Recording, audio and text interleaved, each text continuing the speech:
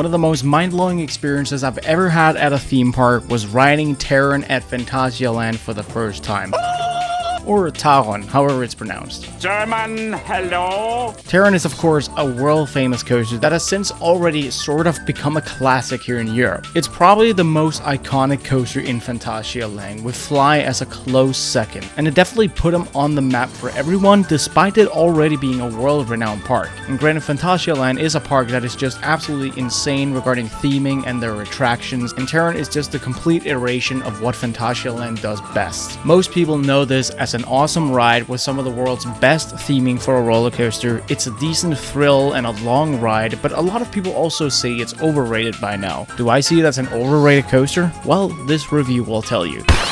I wrote it in July of 2022, and we're gonna kick off this review with the technical stuff. Yeah, bitch! Magnets! Oh! Taron is of course an Intamin Blitz, which has now been renamed an LSM Launch Coaster, but I'll still call it a Blitz, it's a much cooler name. It's the third in Europe after iSpeed and Nefesgessen, and it opened in 2016 along with f.l.y, which is the park's family boomerang. They both opened in Klugheim, and I mean, I really couldn't imagine the area without any of them because they are pretty much the area itself, which is of course part of the larger mystery area in the park. The ride has 16 seats over 8 rows, which is a shorter train, but it works very well for the ride's tight turns and transitions. The seats and lap bars are both incredibly comfortable, and I'll actually say that Taron has my absolute favorite coaster trains to ride in. They're very similar to their mega coaster Conda, but on Taron the seats are higher and therefore you have a bit more freedom. And the difference is very noticeable. You feel like you're very high up in Taron, unlike Conda. Come down, Saruman, and your life will be spared. Save your pity and your mercy! I have no use for it!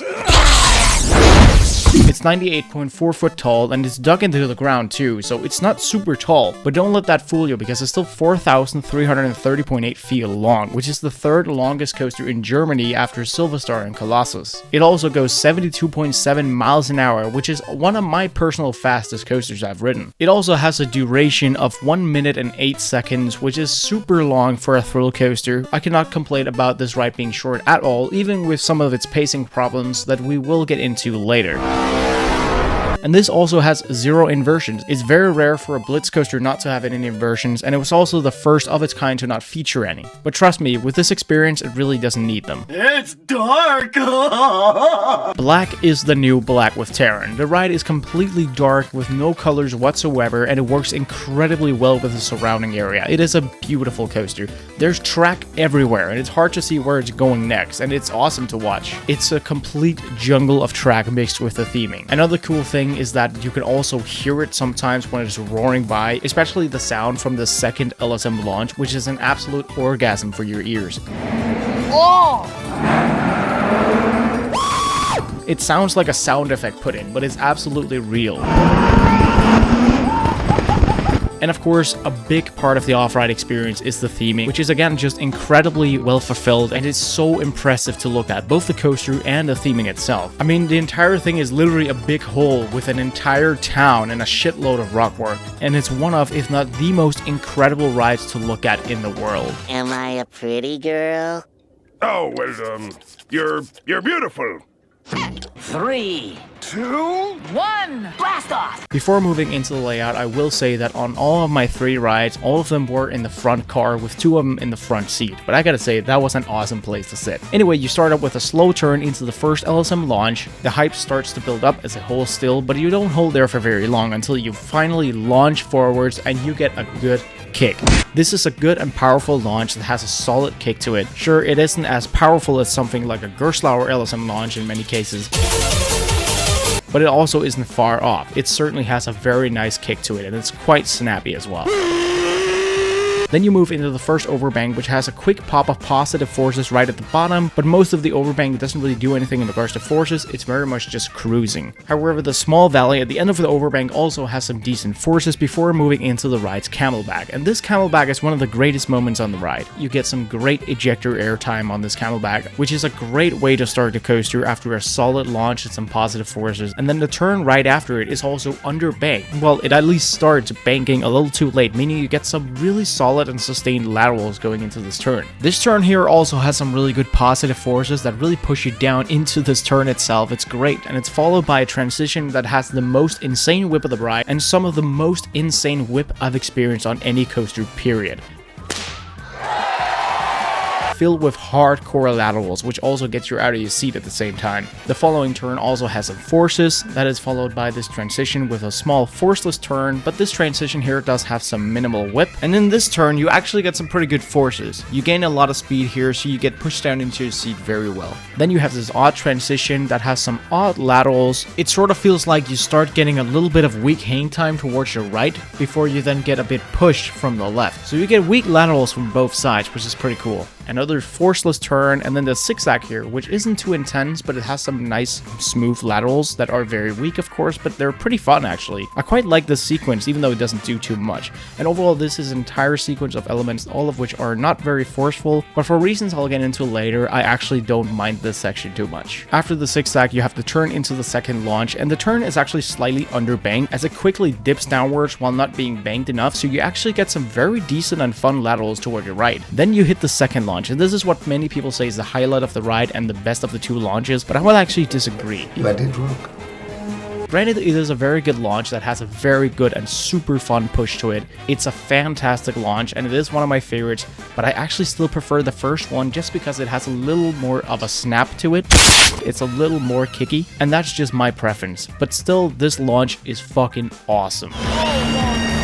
Just like in the first half, you then have an overbang, which has some very decent forces right at the bottom, but very quickly dies out and doesn't do too much. This is where you have the waterfall, which many people say they get hit by, but I didn't personally feel any water. I believe this next section is the highest point of the ride, if I were to guess, and it has these long zigzags, and these are incredibly fun. The first two whips here are super fun. They're not the most insane whips, but they have such a good flow to them and also gives you some decent laterals. And then this final one is a more powerful whip. That is followed by the third and final of the large overbanks, and this is by far the best one of them. It's a very forceful overbank that is completely sustained until you hit this twisted bunny hill after an almost 270-degree turn. The overbank in this turn is definitely the highlight of the ride when it comes to positive forces, and it's not to be overshadowed because it's very intense and fast. The twisted bunny hill is also one of the best moments of the ride, as its whip is almost as good as the earlier transition we talked about, while you also get great ejector airtime on this hill. This is absolutely fantastic, and it's probably my favorite moment of the ride. That is followed by this forceful turn slash transition, while you then have another transition with some decent whip, although the whip is weaker here than the previous moment. Another forceful turn. This transition has some weak whip, and then this turn here also has some decent forces that are strongest toward the end of the turn. It gets a little stronger throughout. And then you move into the final sequence of elements. It starts out with this small drawn out drop, and it doesn't do anything. There's no floater or whatever. It's very much like a straight section that goes a little further down. Today I don't feel like doing anything. And then you hit the trims. And this is what people probably hate the most about this ride, because yeah, these trims hit really hard. They trim you a bunch. And they do eliminate the possible ejector airtime from the following hill, but actually I don't mind it too much because the hill still gives very strong floater, and it's actually super fun. After this, you get some laterals into this turn, which also has some pretty good forces before you then have this final really whippy transitions into the brake run. It is a transition that is really whippy, but it's not like mind-blowingly whippy like some of the earlier moments. Nonetheless, I actually think this is a really kick-ass into the ride. So overall, Taron's layout is actually a really good mix of forceful and intense transitions and elements, while also having some slower, more family-friendly elements as well. I guess it's polarizing in that way, but we'll talk more about that in the pacing. Speed has never killed anyone. So as I've hinted on prior, Taron definitely has some pacing issues. Oh, that's a lot faster than Captain Slow. Cock. The second half of the first half is kind of dead compared to the first part of the first half. All of these transitions don't really do too much. I still think they're fun, but they don't necessarily have any forces to offer really. The ones that are there are at least weaker, at least until you hit the final turn into the second launch, where you then get those awesome laterals again before you hit the awesome launch. And it does bother some more than others. But I personally still have lots of fun in this section, despite not feeling many forces, which certainly is a pacing issue. The second half is also interrupted by those trims that really slow the train down, but I'm personally not bothered, as I actually still love the elements that come right after. but it does suck for most people. It would be best if it was constantly rapid fire and just as fast as it is in other awesome sections, but it might have created some problems with the space they had to build this coaster. I don't know too much about that myself. It still always feels like a fast ride though. Even when it has the pacing problems, it still feels like you're going fast, which is a very important part. And the theming always keeps it up, makes it very interesting to go through the layout, and you're never bored. Sure, it definitely has pacing issues, but at least you're never bored. So overall, yeah, it has some pretty serious issues, but personally, I honestly don't care. The pacing issues don't bother me in the slightest. Taron is almost as smooth as Conda, which means that it is a very smooth coaster. There are some slight vibrations in the valleys, but it's really not a big problem. You won't get any headaches from the slight shakiness there is unless you already do have a headache before the ride, then the ride is probably not so good for you. That actually did happen to me on the third ride, but it was still such a good ride that I honestly didn't give a shit. Who the hell cares? There is no real problem with the smoothness. It is overall a butter smooth coaster, and it feels like a new coaster, and it's far smoother than Klugheim, which is a year younger than this ride. It feels exactly the age it is. It feels like a 6-year-old modern coaster, so there's no problem. It's been here for 7 generations, but every single building is new. Obviously, one of Taron's huge strengths is the theming. It is one of the world's most well-themed coasters, and it is immersive as all hell. As mentioned, the presentation is just insane. When you first see this area, it is absolutely mind-blowing, and when you get into the queue line and actually just walk in the Klugheim itself, you're completely surrounded by the theming and the coaster itself. You feel 100% immersed in this Nordic medieval city, and you're always surrounded by something. There's audio everywhere as well, epic music, some of Taron's own soundtracks as well, details literally everywhere, and those details are great as well. The front car of the train also looks really cool, and there's some really awesome dispatch music when the ride starts to move. Loser! There is no onboard audio on Taron, which would have made it literally perfect regarding theming, but you also don't need it. It is simply an otherworldly coaster regarding the theming, and I think we all know already how fucking amazing it is. Klugheim is just insane. This one goes out to the one I love. Taron is just one of my personal favorite coasters. It has a fast layout with several intense moments and awesome sequences. The theming tops it off and makes it a world-class coaster as well. And sure, it has pacing problems, but they're not a problem for me personally, as I still have fun in those sections, and the intense parts stand more out because of it. It's simply an awesome ride, and nothing less of it. I'm the king of the world! And I would give it a 10 out of 10 for its final rating. The highest score I can give is actually 10 plus, and the reason I'm not giving it the plus is because of the pacing issues, but because this ride is so good at still disregarding those pacing issues with being an awesome fast ride that still has all that awesome theming, it still deserves the 10. I personally love this ride to bits. I love it!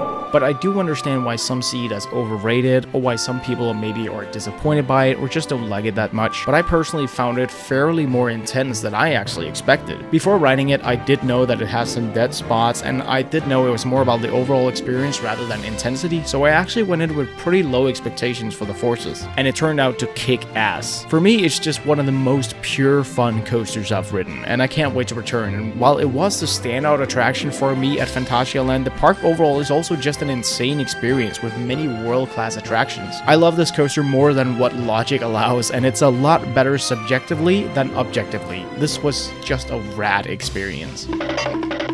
So yeah, I'm definitely a fan, and I want to know if you guys are a fan as well. So let me know in the comments what you think of Taron. What are your expectations for it if you haven't ridden it? Auf Wiedersehen. Bye.